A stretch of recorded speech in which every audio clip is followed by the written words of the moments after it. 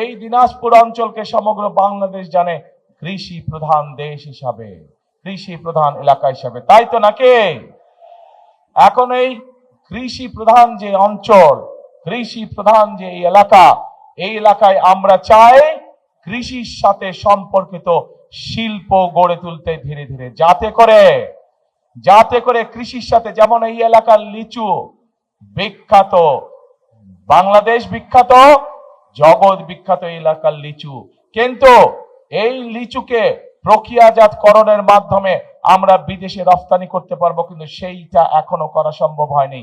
কিন্তু 12 তারিখের নির্বাচনে ইনশাল্লাহ বিএনপি জয়যুক্ত হলে, ধানের শীষ জয়যুক্ত হলে, আমরা চাই এই দিনাজপুরের লিচুকে আমরা যাতে বিদেশে পাঠাতে পারি, হিমাগারে ঠিকভাবে রাখতে পারি, সেই পদক্ষেপ আমরা নিতে চাই। প্রিয় ভাই বোনেরা, এই এলাকার কাঠারিভোগ চাল জগৎ বিখ্যাত, এই এলাকার কাঠারিভোগ চাল, এই চালকে আমরা পৃথিবীর আনাচে কানাচে রপ্তানির মাধ্যমে পৌঁছে দিতে চাই। আপনারা কি চান?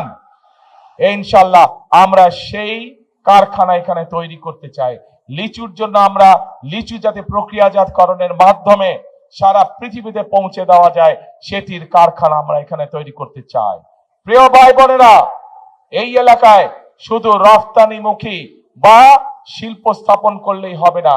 আমাদের এলাকায়, এই এলাকায় বহু তরুণ যুবক আছে, যুবক আছে, যুব সমাজের সদস্য আছে, তাদের শিক্ষার আলো আছে, কিন্তু তাদের কর্মসংস্থান নেই।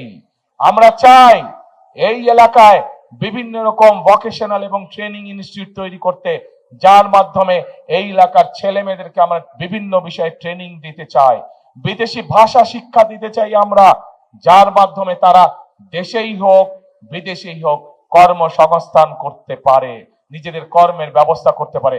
কি ভাই, এটি কি করব আমরা? এই ভোকেশনাল ট্রেনিং ইনস্টিটিউট করব?